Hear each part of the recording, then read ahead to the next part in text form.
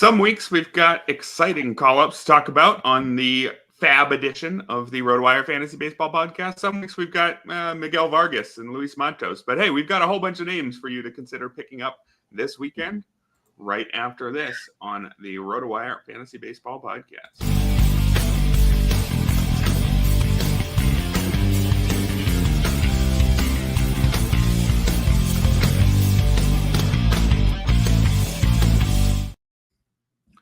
Welcome, everybody, to the Saturday edition of the RotoWire Fantasy Baseball Podcast, brought to you by Prize Picks. I'm Erik Halterman here with Ryan Boyer for a boring episode. No, I don't want to do that to us right away. There's still plenty of names here, but man, we were talking before the show as we were putting together this outline. There have been other weeks this year where there are plenty of exciting names that are going to get huge bids from everybody. This is not one of them, and it's a little bit weird to see that in mid-May. Yeah, kind of a FAAB saving week, I guess. Not really a lot of options to blow all your FAAB dollars on, but there's going to be weeks like that mixed in during the season. So we do have some pretty good options still, but not necessarily that qualify as the young, sexy upside picks, but we got some good ones still.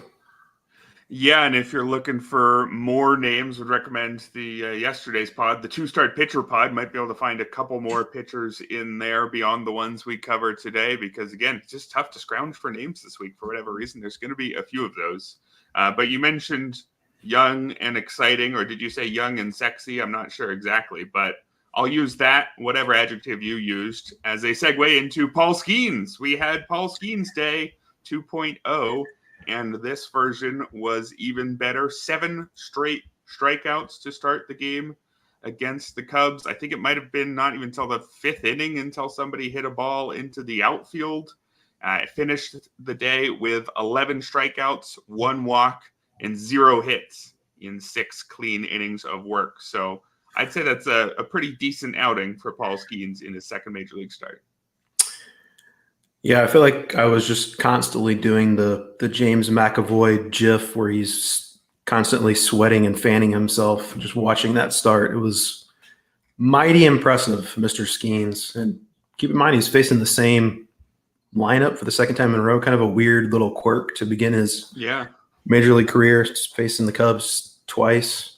But, I mean, he looked good in his first start. The bottom line didn't end up being great. A couple inherited runners scored, but obviously the bottom line in this one was just impeccable and encouraging that he got up to 100 pitches. I didn't know if they would necessarily let him stretch that far. If he didn't have a no-hitter going, maybe not, but encouraging that they let him creep into the triple digits with the pitch count. Can't necessarily, we mentioned it last week, count on a ton of wins because I don't think that's going to be the norm in pitching that deep and throwing that many pitches. But obviously the upside is just a dominant pitcher for sure.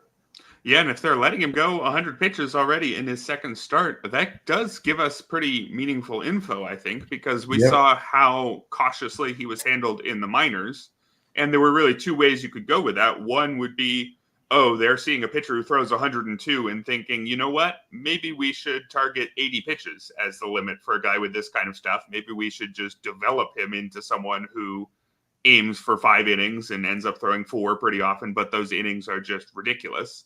Doesn't seem like that's the case. It seems like the shorter outings were just, his spring training was happening in April and May instead of in March. And so if he's going 6 innings and 100 pitches in his second ever Major League start, I have no reason to doubt that he'll be prevented from going 100 pitches regularly in the future, right? Yeah, maybe the Pirates have seen that same leaderboard that we all have with the hardest throwing starters, and like 80% of them have gotten hurt this year. But can't really blame him, I guess, for using kid gloves with Paul Skeens to a certain degree. But keep in mind, again, which we also talked about last week, he threw like 130 innings at LSU. Not always pitching on regular rest. In fact, I think I don't know if he ever did, other than this last start at AAA. I think he was on regular rest. So that's something to keep in mind. But, again, very encouraging that they let him go that deep into the game and throw that many pitches for sure. Yeah, I think it's going to be exciting for all of us to watch, regardless of whether or not we have Paul Skeens on our teams. Just love to see somebody like him with his kind of talent entering the player pool. Also, the pure comedy of him going up against Kyle Hendricks. I mean, I don't know if you can script a better pitching matchup like that. And Hendricks, 4 2/3, 11 hits, 8 runs. He got 4 strikeouts, though, so good for him. But not exactly similar pitchers there, so it was pretty fun to see that contrast. Elsewhere in yesterday's headlines, Dodgers made a bunch of moves. Most significantly, Max Muncy is out with a grade 1 oblique strain, and a key player that we're seeing again, I guess also beyond Muncy going down, I should say James Outman was optioned. Yeah. Now we're seeing Miguel Vargas, and the reason I had to mention Outman is that Miguel Vargas is now an outfielder. So actually, Vargas maybe is an Outman replacement in some way and not a Max Muncy replacement. What do you make of the Dodgers situation? How do you think playing time is going to play out going forward in Muncy's absence? Yeah, and they also brought Jason Hayward back from the IL too, so that's another option in the outfield. But I mean, I think, at least I'm hoping, it's going to be Vargas and Pajes and Hernandez in the outfield most days. Jason Hayward's still probably going to play plenty. Hopefully that it's not like a short side platoon situation for Vargas. I don't think they want to relegate him to something like that just to get Jason Hayward in the lineup. But I mean, he was quite bad last year, and but great, off to a tremendous start at AAA this year. He's still very young. The plate skills have always been really, really good with Miguel Vargas. Power should be there as well. Pajes has scuffled a little bit since a hot start, so I don't think he's necessarily locked into everyday center field duties. But the Dodgers do have a handful of options in the outfield now. I would like to see Miguel Vargas get a shot though, and he should have second base eligibility probably only now, but should pick up outfield eligibility quickly. Yeah, Vargas bats right-handed, as does Pajes and Teoscar Hernandez, and as do Enrique Hernandez and Chris Taylor, who also are options out in the outfield. So that is going to be a bit of a problem for his playing time. The only lefty option in that outfield is Jason Hayward right now, with James Outman sent down. So Vargas, even against lefties, will be competing for playing time against all those other right-handers. I'd expect him to be getting some shots there, but it is going to be tough to see him getting a big role against righties. I think we will probably talk about him later, though, in the budget hitter section real quick.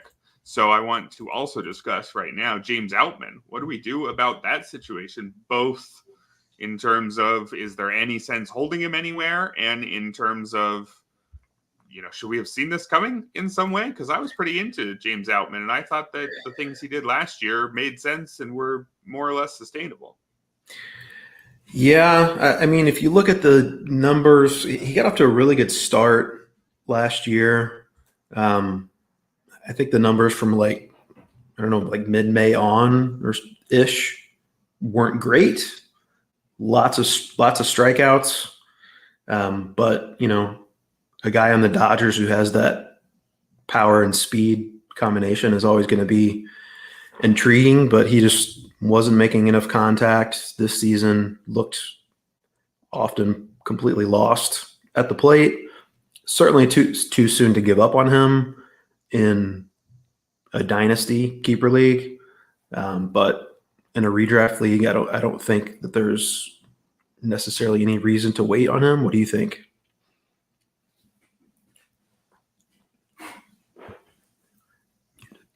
Oh, I am muted. So I think nothing while I'm muted. I think mysterious things that I don't share with the world. The one league where I am going to have to make a tough call on Outman is Tout Wars NL only, which is a 12-team NL only league, where the replacements they're not great, and so do I just cut Outman?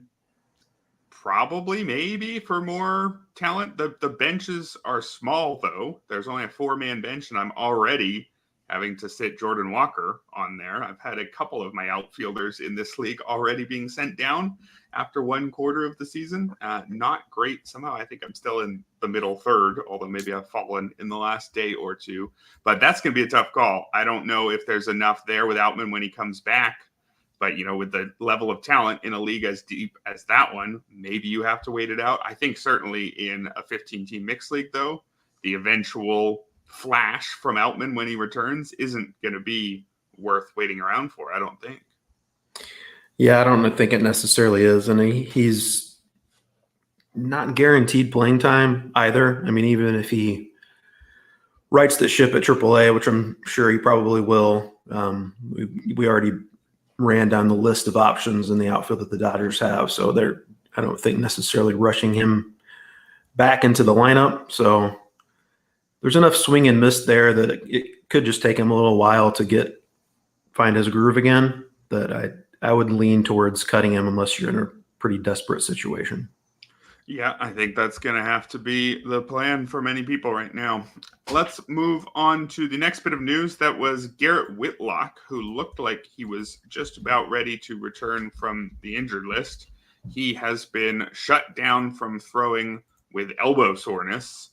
And just to peek behind the curtain here, he was going to be on our outline as one of the top buys this week because Garrett Whitlock, pretty interesting, and coming back from injury, we'd want to grab him. But now shut down from throwing, elbow issues on top of what was originally oblique injury. That's what makes this maybe more concerning, maybe less. I'm not really sure. I think that if this was an elbow issue and it looked like he would be about to come back and then we found out, no, wait, actually the elbow's still not right, that's definitely worrisome. And this is worrisome in a different way, I guess, because now he's dealing with 2 injuries at once. In any case, he isn't throwing and his elbow's barking. So that's bad, regardless of exactly how bad we want to say. Guess this means it's more Cooper Criswell time. Yeah. And another spoiler alert, Criswell will be talked about in the priority section. But Whitlock looked really good on his lone rehab start, but apparently he did not bounce back well from that. Still waiting to hear more details about how much time he might potentially miss, but he's got some elbow stuff in the past as well.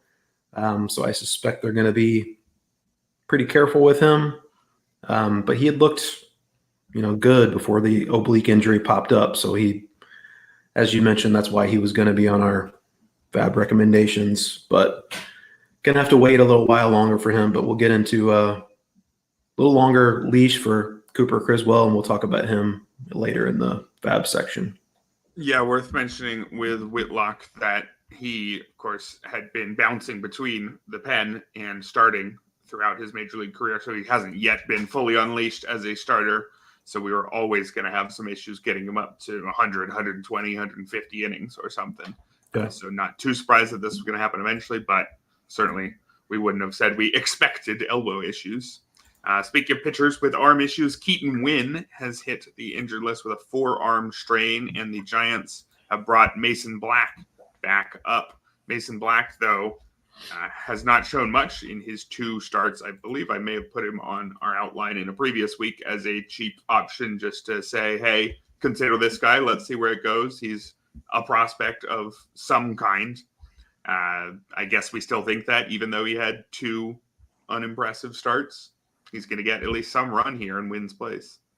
Yeah, probably more of a single league option, I think, right now, or at least kind of stash him on your bench and see how he looks kind of situation. They're also going to get Blake Snell back, it looks like, next week. He had another awesome rehab start. I think in his first rehab start, he threw like 4 perfect innings, and this next one, he struck out 10 over 5 scoreless or something. So that's encouraging with Blake Snell. So the Giants are going to get some rotation reinforcements. Yeah, Keaton Wynn looked interesting early on in the season. He had strung together a handful of good starts, but then he really struggled. I wonder if the forearm had been an issue for him for a while. He dealt with, I can't remember if it was a forearm or elbow, something arm related during spring training as well. Like he barely was ready in time for the start of the season, I believe. So maybe just a recurrence of that issue. Not sure how long he's going to be out, but it looks like Mason Black is going to at least get a couple starts for the Giants. Yeah, Black pitched last night, gave up 4 runs in 3 innings. So that's definitely a reason why he's not on our recommendations today, even though he has gotten back in the rotation. Just wanted to mention him. And yes, you're right. Keaton Wynn, his elbow soreness popped up back in late February. So it's been an interesting one just looking at the titles of the notes. There was an early one saying not concerned about elbow, and that sort of ended up being right. He made the opening day rotation, but then the injury popped up again. And then recently, 2 days before he landed on the injured list, we had a note saying injury considered mild. Well, that's the way these things happen sometimes. So we've got a question here about Miguel Vargas. I just wanted to answer quick about Vargas. He's exclusively played the outfield this year at AAA. I mean, he's certainly capable of playing the infield. They potentially could use him at third base. I don't know that they necessarily want to do that, but maybe with Muncy out, they'll reconsider. But I think, as we mentioned earlier, should be second base eligible right now and pick up outfield eligibility quickly. Yep. Back to the Giants. And speaking of outfielders, we got the news that Jung-Hoo Lee, his shoulder injury is indeed quite bad. Season-ending surgery. Rough news for him. He, of course, collided with the outfield wall and making a catch, and he hit quite hard and seemed to be in some pain right away. And it was indeed the bad version. So we're not going to get to see Jung-Hoo Lee at the major league level for some time. His final rookie stats, he hit .262 with a .641 OPS, 2 homers, 2 steals in 37 games. So a little bit disappointing, although I think under the hood, there will be reason to be in on him next year. Just an 8% strikeout rate is exactly what we wanted to see, but we just didn't get to see the chance for maybe some batted ball luck to turn around and see where he was going to finish. So unfortunate news there. Opportunity maybe for Luis Matos, who has been recalled and has been used in center field since Lee has hit the injured list. Yeah, Matos is interesting. He kind of had a breakout, or at least I guess a bounce back year in the minors last year, put up some great numbers. Didn't translate at the major league level, but he's still super young. I think he's only like 22. Had just a fantastic catch in center field. I know that's not the other night. I know that's not going to give you anything in fantasy other than the fact that it might convince them to keep him in the lineup more often, but talented guy for sure. Not the best ballpark, but he's in deeper leagues. I think definitely interesting, but yeah, it's a bummer on Lee. Hopefully he can bounce back from that surgery. It's a pretty substantial surgery. I think Lee said through his interpreter that when they had the imaging done that his shoulder looked like spaghetti. I don't know if you saw that quote. So that doesn't sound great. Hopefully he can bounce back from that. And power was never really his calling card anyway. And if that kind of saps what very little power he has, I guess that's not great. But you did mention the on-base skills did translate. So hopefully he can enter spring training next year healthy. Yeah, and I will be interested for sure if there are reports that his health is good. Last little bit of headlines to wrap up from the last 24 hours or so before we move on to today's FAAB recommendations, and that is that Grayson Rodriguez is returning from the injured list today. We'll be starting against Seattle. His last start came on April 29th, so it ended up being about 3 weeks out with a shoulder issue, so could have been a whole lot worse, I guess, for Grayson Rodriguez. Yeah, skipping a rehab assignment too. So it's good that we get him back sooner, but also means that he might be fairly limited from a pitch count perspective today, I would guess. I'm still probably activating him and starting him where I can. Pretty good matchup against the Mariners. You never like to see a young pitcher go down with a shoulder issue, but all indications are that this was a minor thing and they were just being overly cautious. And Grayson Rodriguez is off to a great start this season. He was my my Cy Young pick before the season began. Kind of a, I don't know if he would qualify as a dark horse Cy Young pick, but very high expectations for him. Hopefully he won't be too limited from a pitch count perspective today, but certainly good to have him back in the fold. Yeah, would definitely, I think, still be using him, even despite the general wisdom that pitchers in their first start back from the IL aren't quite themselves. I think Grayson Rodriguez can be not quite himself and still be perfectly fine. Yep. We are going to move on to our priority FAAB buys of the week right after this message from So Rare. Have you ever dreamed of stepping into the shoes of a general manager? Welcome to So Rare MLB, a groundbreaking fantasy baseball game where you call the shots. Take charge and make your managerial mark by collecting officially licensed digital player cards of your favorite MLB stars. These aren't just any cards, they're your ticket to compete for over $1 million in total cash rewards and other amazing prizes. Imagine winning VIP trips to the MLB All-Star 2024 or getting your hands on signed merchandise from top MLB players. Here's how it works. Use your cards to set your lineup each game week. Real-world plays like hits, strikeouts, and homers will power your team's performance. Climb the leaderboards and snag weekly wins, from cash prizes to more cards and unforgettable experiences. But there's more. Build an iconic collection of your favorite teams and players to unlock gameplay bonuses and exclusive rewards. The rarer the card, the higher your score, and the bigger your edge in competitions. And when you're ready to trade, the So Rare Marketplace offers a vibrant community of managers. Engage in live auctions, make instant buys, or trade cards peer-to-peer. Starting is absolutely free. Draft your first team of common cards today and feel the thrill of competition as you climb the ranks to baseball mastery.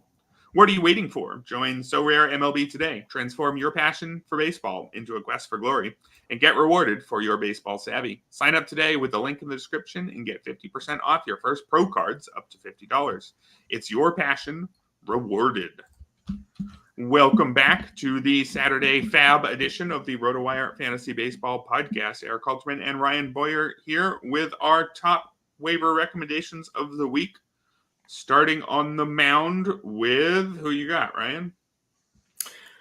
Got Reese Olson. Not that long ago, he was fighting for a spot in the Tigers opening day rotation. Seems a little silly to think about now, given the start he's gotten off to, but 8 shutout innings against the Marlins was last time out. It's got a 2.09 ERA in the early going, a sub-1 whip. Isn't getting a ton of strikeouts so far, but I suspect we might see some more in that regard going forward. 47th percentile in K rate, but his whiff rate is in the 66th percentile, so I think we can expect a little uptick there. He's also got 2 great whiff pitches with his changeup at 48.8%, his slider at 41.1%. Great home park, weak division he's in. I think there are certain pitching coaches on teams that we just want to entrust more. I feel like Chris Fetter is kind of getting on that list. So we want to give pitchers that under his tutelage a little more leeway, I think, a little more trust. And Reese Olson basically should be universally rostered, I think, at this point. So if he's still out there in your league, I think you probably got to go double-digit bid on him for sure. Yeah, it's an interesting one because I definitely like Reese Olson. He last year was just a hair better than league average in strikeouts, walks, and ground balls. I like pitchers like that. They can kind of sneak through as guys on the back of your fantasy rotation where they just don't pop anywhere, but they're going to be fine. And that's basically who he is this year. It's just that he's not super exciting, and I agree that he should be universally owned. But if I miss out on him, I don't know how sad I am, even in those shallower leagues. I think that the list of players today, I might just be bidding a tighter range of bids on them, just because I think we've got a handful of pitchers. Olsen would be the top among them for me, where I would like them if I'm in a 10 or 12 team league and I need one more starter. But if I don't get Olson, I think I'm okay getting some of the next ones. So I would probably be more in the maybe 5 or 6 range, even though I do like Olson as a pitcher. There's a question here. Reese Olson over under 190 innings. Last year, he threw, looks like 140. So reasonably could get him up to 165, 170 without too much effort. If you really push it, 180 or 190. So that sounds pretty reasonable. So that's not bad for a starter these days. I think you usually only get about 45 pitchers end up as qualified starters, which means 162 innings. So in a 15-team league, that's 3 per team. In a 12-team league, that's you hope to get 4. So if he reaches 160, that makes him, a top 4 fantasy starter for your team, at least in terms of workload. Yeah, I mean, I would definitely take the under on that 190 innings, but I don't think workload is going to be a concern for him this year. I would agree. So let's move on to the next pitcher here. I'm going to go with Dean Kremer, and I think that fits the theme of, we don't have exciting names for you this week in this section. It's one of those weeks. But Kremer is someone who will have been on your deep league rosters for a while because he's just a guy who pitches for now quite a good team in the Orioles, in quite a good park as well. And so that's been deep league viable. You want that kind of pitcher in the back of your rotation. But was Dean Kremer ever going to be anything more? Before this season, I would have told you no. He had a 19.9% strikeout rate, a 4.35 ERA, a 1.34 WHIP before this season. Just a guy there. That's not interesting at all, but it's useful enough in the right matchups. But this year, strikeout rate is now up to 25%. After 2 outings in his last 4, where he struck out 10 batters. The first time he did it was against the Angels, which maybe that doesn't count quite as much, but then he just struck out 10 Diamondbacks in his most recent outing. Admittedly, he also gave up 6 runs in 5 2/3, although only 3 of them were earned. But Kremer, if he's striking out a few more batters, that's enough to me to make him go from someone who I'm totally fine having in deep leagues to someone who I actually might kind of actively want in those shallower leagues. So again, I'm probably going in the $4 to $5 range, pretty similar to Olson.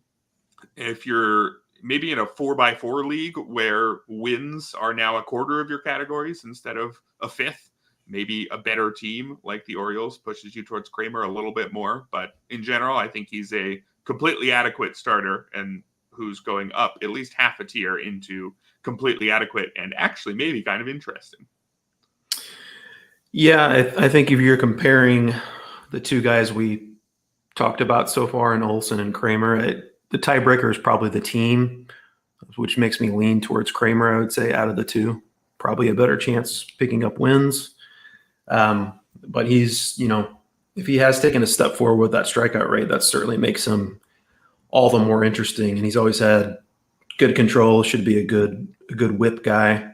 And as we know, Camden Yards is suddenly a great place to pitch now. So good situation that Dean Kremer is in. Another guy we mentioned earlier with the unfortunate Garrett Whitlock news, Cooper Criswell should get an extended look in the Red Sox rotation now, I would assume. Off to a nice start, 2.76 ERA, 109 WHIP, striking out nearly a batter per inning, keeping the walks down as he usually does. Struggled in his last start, but he did get up to 100 pitches, which I thought was notable because he's kind of been used mainly as a reliever the last year and a half.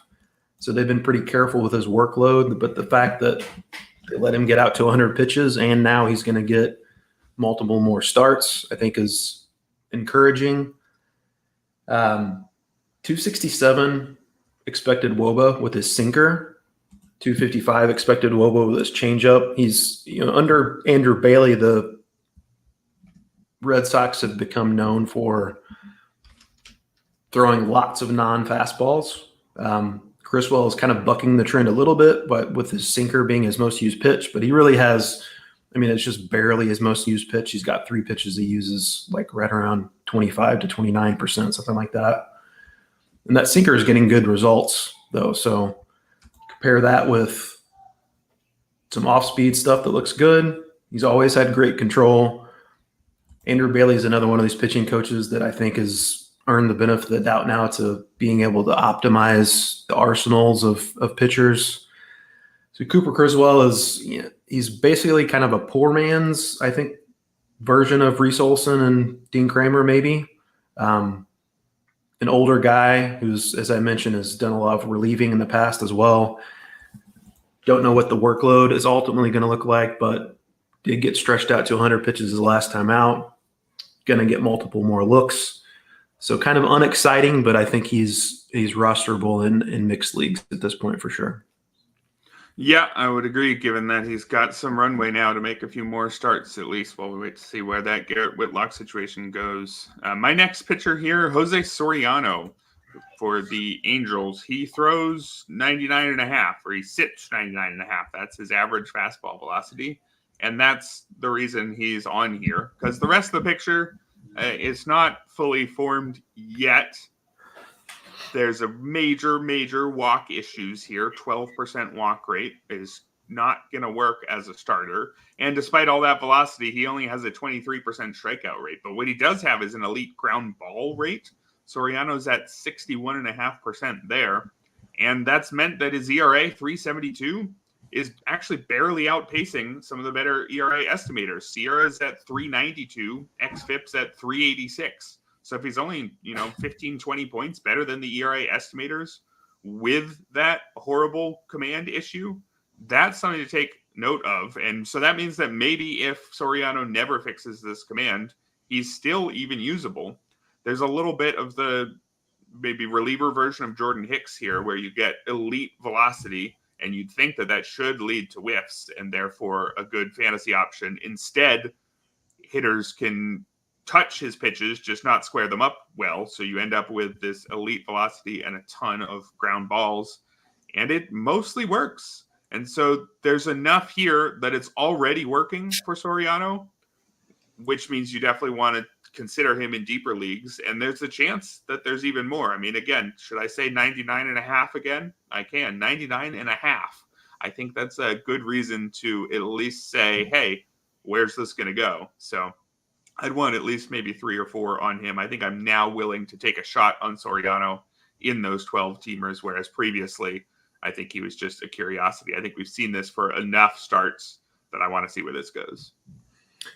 Yeah, not only the 9.5 with the fastball, but he throws a 95-mile-an-hour splitter. I mean, the stuff is just really pops if you watch him pitch. I mean, you mentioned Jordan Hicks. I feel like he's also got a little bit of kind of Edward Cabrera in him.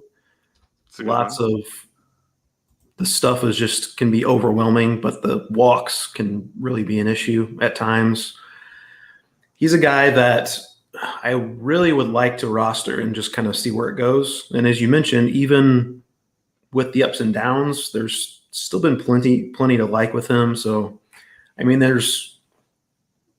don't know if I can go as far as to say ace upside with him, but the stuff certainly looks like an ace if he could ever command it and control it enough. So super intriguing Jose Soriano is.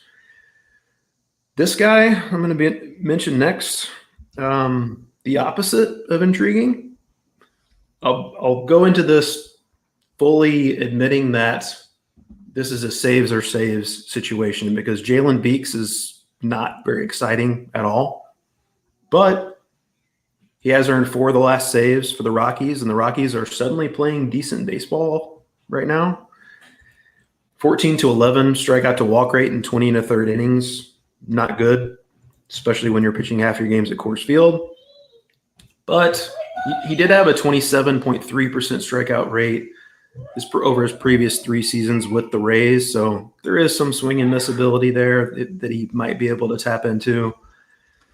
Again, not super excited to roster Jalen Beeks. So this is admittedly going to be a lukewarm endorsement, but we mentioned that pitching was a little iffy this week, and he's a guy who's gotten 4 of his team's last 5 saves. So that alone, I think, makes him rosterable if you're digging deep for those closers. Yeah, I think I'm going to go with I would recommend not picking up Jalen Beeks in basically every scenario because I don't think his saves are worth it. I don't think you want the Rockies closer almost ever. And I don't think that Beeks is necessarily going to even stick as the Rockies closer. I mean, he barely has more strikeouts than walks this year, 14 to 11 in 20 innings. I think that I would just rather let someone else take the imminent ERA blow up along with the 2 saves that Beeks gets before he loses the job. I think in some points league setups, probably where you get enough points for the saves that it overcomes the points you're going to lose when Beeks inevitably gets knocked around at cores a couple times. I think in some points leagues, you got to know your settings, but it will make sense for you to get Beeks there because there's no concept of hurting your ERA category, right? You just want points. Points are points. So I think in those leagues, I am okay with Beeks remaining on this rundown, but I actually think that there probably is not a Roto League where I would go for him. Even an NL only, I just think I would rather let someone else deal with the save. Is that too extreme?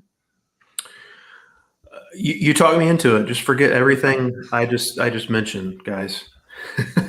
No, it's going to be, as I mentioned, not a super strong endorsement. The Rockies, I believe, are on the road next week, so maybe you could throw them out there for a week when they're totally on the road, not having to play at Coors Field. That's fair. But yeah, again, this is digging deep.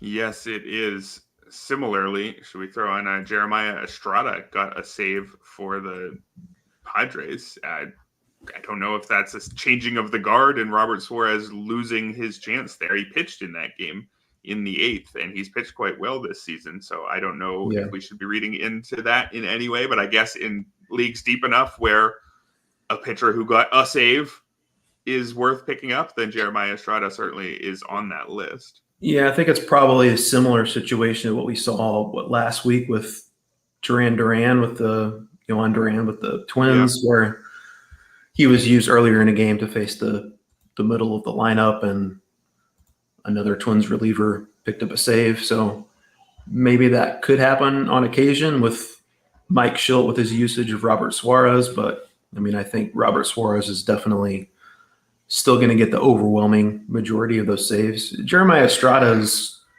throws really hard. He can miss bats. He's also got major control issues. I think he's an interesting reliever, but probably not beyond NL only for me.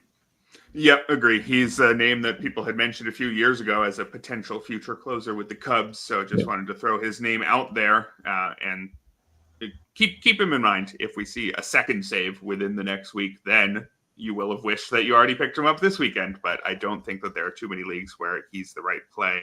Let's move on to the hitters here. I actually had Andrew Heaney on this outline, but that was before he had another bad start last week. And he was only on there because, again, we're really digging deep. People are looking for anything this week. Just no big flashy names. I don't think you need to go get Andrew Heaney in your shallow leagues. I think he's fine for the deep leagues. So let's move to the hitters. Let's talk about Luis Matos. We mentioned him earlier. He's stepping in for Jung-Hoo Lee.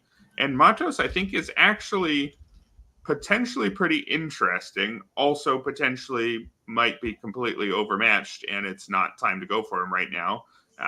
At the AAA level this year in 31 games, he had a 65 WRC plus. So he was not exactly hitting the ground running in the minors this year. And he struggled in the majors last year in 76 games, 2 homers, 3 steals, hit 250 with an 87 WRC plus. So this looks like a player who's just doesn't have much at the plate. But he was 21 last year. And even though the overall picture didn't really get there, 87 WRC plus isn't the worst in the world, and he had a 13% strikeout rate. That is very encouraging.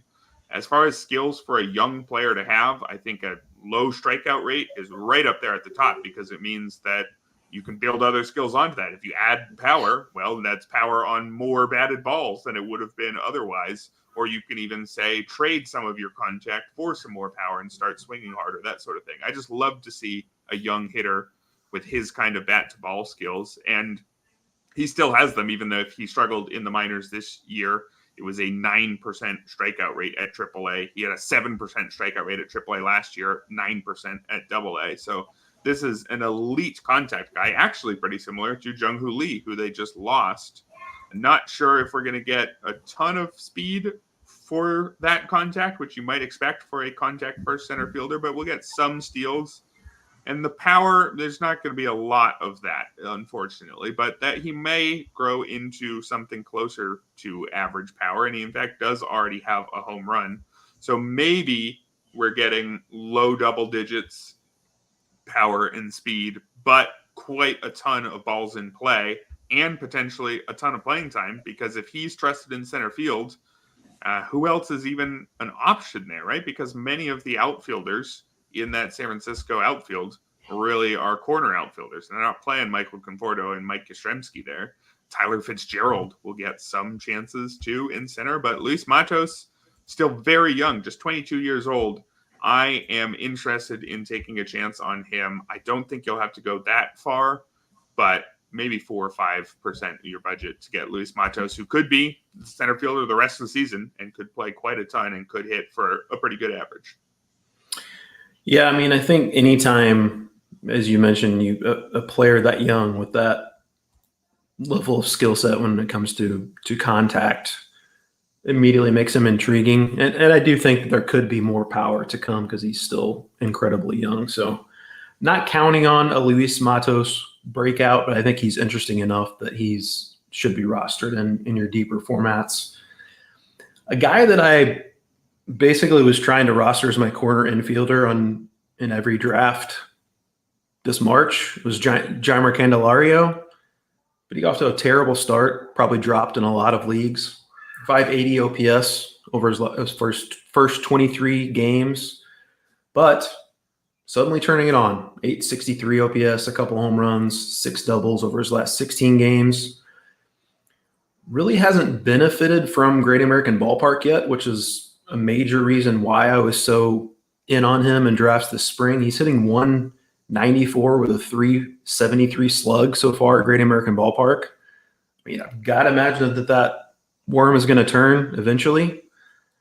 Playing time is assured with Jeimer Candelario, both because of the contract and also because Christian Encarnacion Strand now is probably out for at least a few weeks with an injury. So he's never been a super high upside guy, but certainly has hit enough to where when you combine that with Great American Ballpark, I think he's definitely back on the radar and should be rostered pretty much universally as a corner infield bat.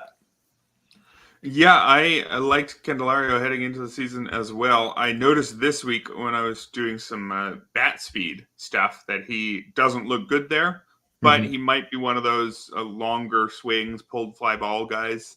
Although while I was doing that analysis, I also noticed that he was a bad contact rate guy and bad swing decision guy this season. Overall, he's just been bad at the plate. But for most of his career, and especially most of the recent seasons, he's been a solidly above average hitter, and he's trending in the right direction. So I'm on board with that. Joey Ortiz is my hitter here.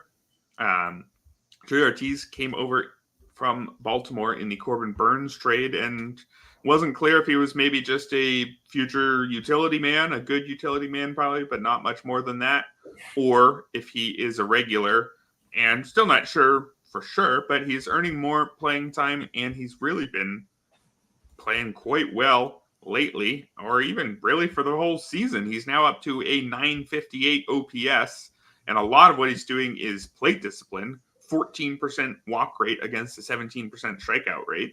He also has 5 homers, although barrel rate of just 6% means I don't think that he has suddenly become a genuine power hitter, but there's non-zero power here to be sure. Combine that with great plate discipline, combine that with also eligibility at both second and third base, which means crucially middle and corner. He's just the kind of guy who's going to have a spot on a lot of rosters. I'm not yet sure how high the ceiling is, but love the great discipline, love the playing time. I want to see where this goes. Yeah, you mentioned poor swing decisions for Jeimer Candelario, but Joey Ortiz is definitely on the opposite end of that spectrum. Really great plate discipline and Oftentimes you see guys like that have great bat to ball skills and just kind of middling power. Eventually they can discover more of that power at the big league level. So perhaps he's one of those guys, and he's in a pretty favorable home park. So I'm interested in Joey Ortiz for sure. Tommy Pham still should probably be rostered more than he is, I think. He's kind of hit the ground running since joining the White Sox. 338 batting average, 866 OPS, a couple home runs, a couple stolen bases already in 19 games. Last year, 16 home runs, 22 stolen bases.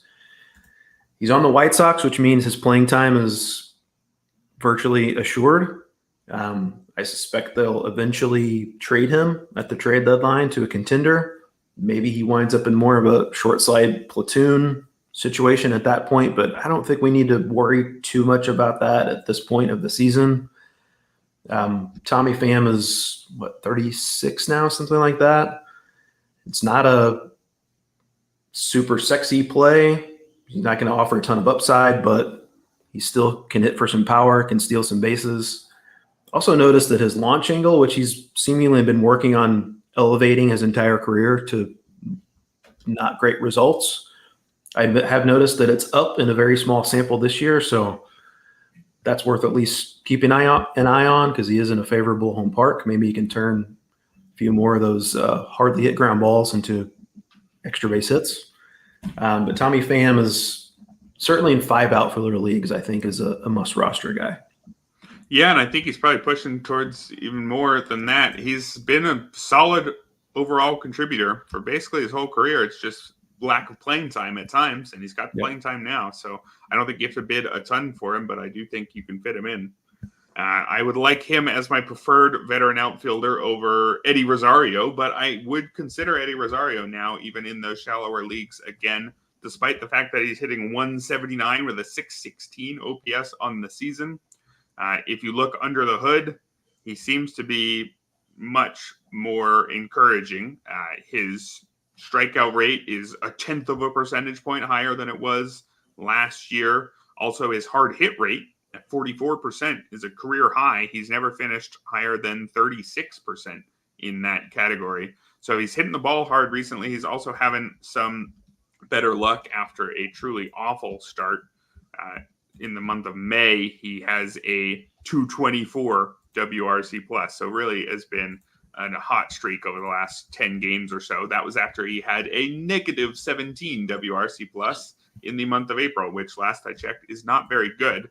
So it looked like Rosario was more likely to be sent back down to the minors when the Nationals' top prospects get called up than for him to continue playing regularly and find his form again. But James Wood's not here yet, and Eddie Rosario's hitting again. And guess what? Jesse Winker, who was the early season surprise, he's been on an extended slump. So I wouldn't be surprised if he continues to lose at bats and Rosario gains them. And Rosario's a fine hitter who needs to be rostered in more leagues, even if he's not the answer to just about anybody. Oh, one more thing, too, on Rosario.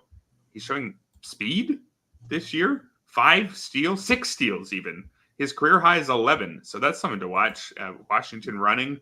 If we get a 20 steal season from Eddie Rosario, that would be a very surprising amount of fantasy value for the 32-year-old. Yeah, I noticed that the Nationals and Reds are like head and shoulders above all other teams in stolen bases. I think there's like a 20 stolen base gap between those two teams and the number 3 team. And of course, Elly De La Cruz is basically doing that himself with the Reds, but the Nationals are running a ton, taking advantage of those new rules. And, you know, if Eddie Rosario can combine his very ordinary-ish but potentially useful bat with a little bit of speed, makes him rosterable for sure. Yeah, we are going to move on to our budget options after this quick message from Prize Picks. Prize Picks is the best way to get action on sports in more than 30 states across the country. Prize Picks is really simple to play. I can make my picks and submit my entry in less than 60 seconds. You just pick more or less on 2 or more player stats and watch the winnings roll in. For example, I can take a look at the RotoWire picks tool. And what if I look at just the Pirates at Cubs game, which I am attempting to go to as soon as this broadcast finishes? I'm seeing we like the more on Christopher Morel's fantasy score. Lock that in. I don't need to know anything more there. Cody Bellinger, too. We're taking the more there. We like the more on Seiya Suzuki's total bases, more than 1.5. So looks like our picks tool thinks that the Cubs are going to fare better against Bailey Falter than they did against Paul Skeens. Shocker there. I agree with that analysis, though. Back to Prize Picks. Quick withdrawals, easy gameplay, and an enormous selection of players and stat types are what make Prize Picks the #1 daily fantasy sports app. Download the app today and use code ROTOPOD for a first deposit match up to $100. That's promo code ROTOPOD for a first deposit match up to $100. Pick more, pick less. It's that easy. And now, Ryan, back to the budget buys. Let's speed through a few pitchers here because we had trouble finding pitchers worth picking up this week. Yeah, Tyler McGill makes the cut for the deep leagues. Looks like he's going to return to the Mets rotation either on Sunday or Monday, coming back from a shoulder issue. He was awesome in 4 rehab starts. Gave up just one run, a 23-1 strikeout to walk rate over 14 innings. Also gave up just 1 earned run in his lone start with the Mets before going on the IL. Velocity is up a little bit this season, particularly on his slider. Tyler McGill it seems like it's been 2-3 years since he was kind of interesting for the Mets, but pitching well so far this year. Velocity up a little bit. Looks like he's going to get some run in the Mets rotation. I think he's interesting enough in deeper leagues to throw a flyer. Yeah, I would agree. I have liked what I've seen from McGill in the past. I've got Matthew Liberatore on the rundown here, sort of as a just in case. It looks like he's going to get some more starts with the Cardinals. And in that park, if you get some home starts, interesting enough streamer, and he'll get an option or two, or a chance or two, to start in the absence of Steven Matz. And he was, Liberatore, a pretty good prospect not too long ago. And so when you see the combination of recent prospect pedigree, he's still just 24 years old, and you've got the opportunity. All of that adds up to a player that in most cases I would want at least on my roster. Do I want it with Matthew Liberatore? I guess based on what you've seen as a Cardinals fan, should I be throwing Liberatore on the very end of my waterfalls and saying, you know what, he's at least there, let's see where this goes? Or should I actually prioritize him a little bit? I don't know about prioritizing. I'm going to certainly at the end of a waterfall, I think he's viable. It's going to be, his stuff looked good when he was pitching in relief. How much of that is going to hold as he moves full-time into the rotation now? Because his fastball is so straight, it really makes a huge difference for him if it's, 93 versus 96. If he can maintain 96 moving into the rotation, into 5-6 inning starts, then I think he's interesting. He has added a cutter this year that I guess sounded like Sonny Gray taught him that, so that could help against righties. So I think he's interesting enough to not prioritize, but at the end of your waterfall for sure is worth it. Kate Cavalli, I think, is interesting enough to stash right now. He's on the comeback trail from Tommy John surgery, rehab assignment coming in the next few days. Hasn't made any starts since 2022, as I mentioned, coming back from Tommy John, but 30.2% strikeout rate during his time in the minors. You look at James Anderson's prospect rankings for the Nationals, he's number 4 and behind James Wood, Dylan Cruz, and Brady House. So that's pretty good company there. Cavalli is interesting enough, especially from a bat missing perspective, that in your deeper leagues, I think he's a viable stash. Yeah, I like anybody with that prospect pedigree who's about to get a chance at a job, as we just talked about. And hey, Cavalli hasn't even looked bad on the major league level for an extended period. Has. My next guy here, Jeffrey Springs. worth mentioning because his rehab assignment, as he works his way back from Tommy John surgery, will begin on Monday. And Jeffrey Springs, do you remember how good he was before that Tommy John surgery? Over 2022 and 2023, he threw 151 and a third innings, mostly as a starter. 28% strikeout rate against a 6% walk rate. A 2.26 ERA, better than the ERA estimators said he deserved for sure, but 3.19 Sierra is one of the more pessimistic ERA estimators for him. If he's a low threes ERA pitcher when he's at his best with a high strikeout rate, it's an excellent pitcher. Now, what's he going to be in his first few months back from Tommy John surgery? What role are the Rays even going to envision for him? I'm not sure on any of these things, and I do think that Rays injury returnees are a little bit more dicey for fantasy purposes than other teams, just because we know how the Rays handle their pitching staff. But Jeffrey Springs was really, really good. And so even if you have to wait, roughly a month for him, maybe 3 weeks, in leagues where it makes sense to do that and where you're able to get him, now's the time to do so. Yeah, we've seen how careful they've been with Shane Baz, but Jeffrey Springs is a late career breakout guy. I don't necessarily think he's going to be handled with kid gloves as much as a guy like Shane Baz. And unlike Shane Baz, he's had an extended run of success at the major league level already when he was healthy. So definitely like that as a stash. Digging deep for some relief help here, John Schreiber with the Royals. James McArthur has hit a little bit of a speed bump here. 2 blown saves, ERA of 9, WHIP of 1.83 so far in May. John Schreiber picked up a save last week. He's been arguably the Royals' best reliever this season. Has an ERA under 1, a WHIP just over 1. Not a ton of strikeouts, 15 to 5 strikeout to walk rate over 20 innings, but he's been a guy who's missed a good number of bats in the past during his time with the Red Sox.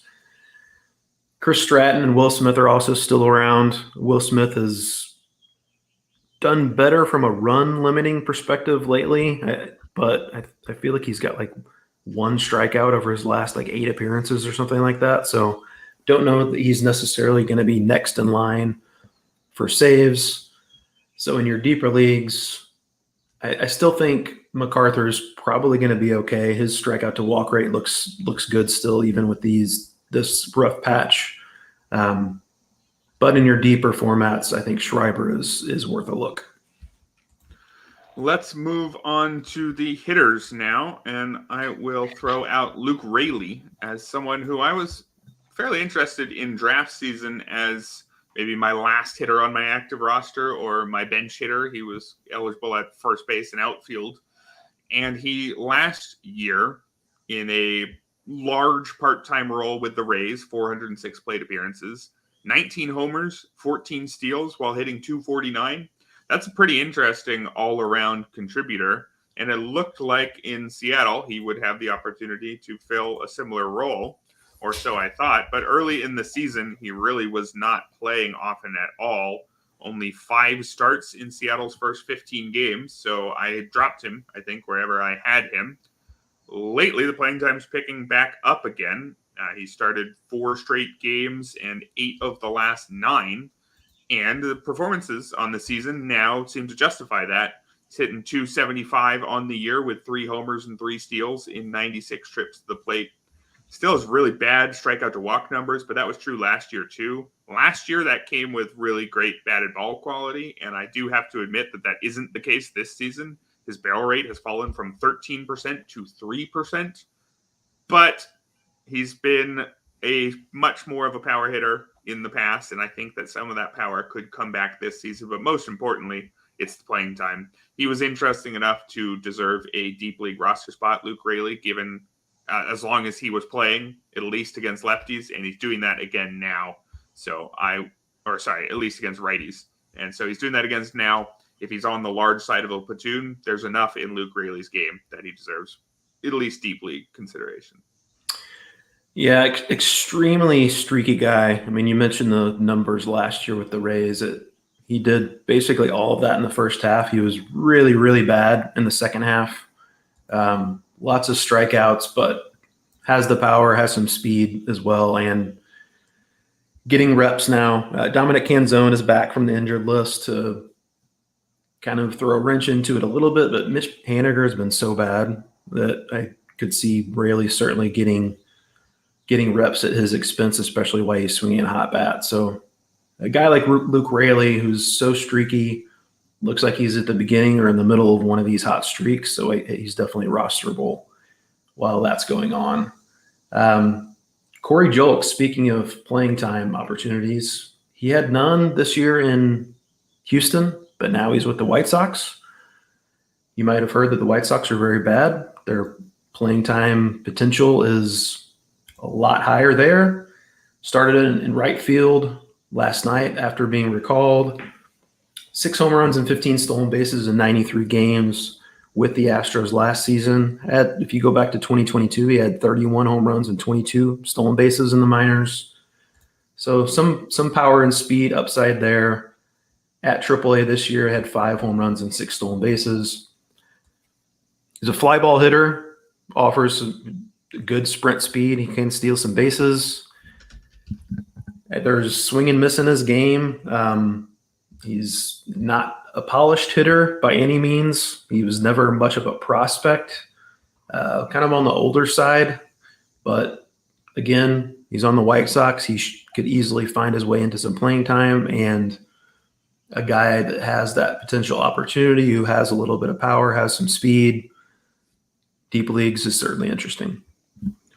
Yeah, definitely. Now that he's got that opportunity, would much rather play in the White Sox than with the Astros. Well, I wouldn't much rather play for the White Sox just in terms of happiness, but in terms of my potential fantasy value, even me, well, no, there, probably not.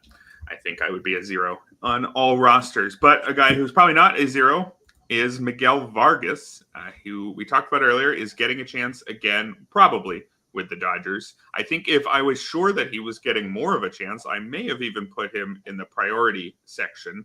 But because we're not really sure where the playing time is going with Vargas, let's keep him down here for now. He's not the obvious first choice at any one position. But I do think that Miguel Vargas can actually hit, regardless of what we saw last year. His scouting reports coming up through the minors were that he was a very good hit tool, and we're not really sure what else is there. Kind of positionless, not elite power, not really a lot of speed. And so that can be a tough player to sort of find his spot. I really like the idea of using him as just a full-time left fielder. That's what he's been now, and he's going to be eligible at second base for you on your fantasy team, most likely, because the Dodgers were using him there last year. Remember, they lost Gavin Lux, I think, right on the eve of the season or something? It was too late to actually go out and get a better option. So Miguel Vargas ended up playing a lot there, and he's a third baseman. He's a corner infielder, a bat-first corner infielder, and they moved him to second. And he struggled on both sides of the ball. And I think that makes a ton of sense. Let's see what he can do when he's just unleashed as a left fielder, as a bat-first player like him should be. And hey, in the minors, it was outstanding. A 10-19 OPS in 39 games, 8 homers, 8 steals, more walks than strikeouts. The projections love this guy. They think that he's going to have a WRC plus between 110 and 117. And that very solidly above average for a player who all he's done at the major league level is struggle. That's worth noting. I think that Miguel Vargas can really hit. I think that we saw last year was a combination of bad luck and just a player getting in his head because he was in a tough situation being asked to play a middle infield position when he was really a not great defensive third baseman. I want to see what this version of Miguel Vargas does. And I think if you're bidding on him this weekend, it's going to depend on the Dodgers lineup the next 2 days. If he's in there both games, you might have to bid a bit more, and maybe he doesn't belong in this budget section. But if he only starts maybe one game and doesn't do anything in it, maybe you can sneak him in for cheap, and then we'll start seeing the playing time in a week or so. Yeah, he definitely stands out in this section as a guy with a lot of upside, and we're just waiting to see what the playing time ultimately looks like. Another former top prospect who has been getting a good amount of run is Tyler Soderstrom with the A's. 6 starts in 9 games since being recalled. He started 6 of 7 games against right-handed pitching. His last 4 games, he's batted 5th or higher in the A's lineup, reached base 10 times, hit a home run among those first 7 games, hit 7 home runs at AAA before he was called up. Soderstrom really struggled last year with the Athletics, but we're talking about a former top prospect, still just 22 years of age, and he's being used at first base for the A's, but should have catcher eligibility. That immediately makes him all the more interesting. We're talking about a guy who's in some prospect rankings like top 10-ish, top 20-ish, and he's still very young. Obviously, it's not a great team context, although the A's I saw since May 1st, they're like among the team leaders in like OPS, WRC plus, all those metrics. So maybe they're a little better hitting team than what we give them credit for. But either way, Tyler Soderstrom, former top prospect, is getting an opportunity now, especially if he's eligible at catcher in your deeper leagues. He needs to be rostered. Yeah, it looks like he is UT only still at NFBC, but he'll be catcher eligible at, for example, Yahoo, and I meant a bunch of other leagues that look at minor league positions. So certainly they're much more interested in Tyler Soderstrom, and we'll see where it goes elsewhere. Wrapping things up here, I did throw Edmundo Sosa on the list just because he is really actually getting an uptick in playing time in Philly in the absence of Trey Turner. I thought that they wouldn't necessarily give Sosa too many extra at-bats and that we'd see Bryson Stott at short with Whit Merrifield at second on a semi-regular basis, but it's been Edmundo Sosa almost all the time. I think he's only sat twice since Turner's gone down. Not going to pretend that Edmundo Sosa is an interesting player who's going to do a ton for your fantasy team, but when the Turner injury initially happened, I thought that Sosa wasn't even going to see enough extra at-bats to even be worth picking up. I now think that he's worth picking up in deep leagues where his position eligibility, right? He's eligible at shortstop and third base. So that's key. Means he's both your middle and your corner guy. Sometimes it's hard to get guys who are just playing. He's playing. He's actually playing well. By the results, he has a 919 OPS in 63 games. I would not expect that to stick in any way because there's a 441 BABIP behind it. He also actually has an 11% barrel rate, but again, tiny sample size. In no way, by including him here, am I suggesting that Edmundo Sosa is anything other than the utility man that he has been throughout his career. But he's playing, got non-zero speed too. He's already had 2 steals. So if you need a guy, he's a guy. I also want to throw in right before we leave, there was a question here about Miguel Vargas versus Mark Vientos. Vientos did get called up this week. Looks like he's playing against lefties. Do we care? Deep leagues, probably, but even there, how much? And do we care any more than that elsewhere? For Vientos, I would side with Vargas out of those two. I just like the plate skills with Vargas more. Vientos has definitely more raw power, and Brett Beatty has struggled a bit, so he could be getting some playing time at his expense. But I think I'm not terribly interested in Vientos for mixed league purposes.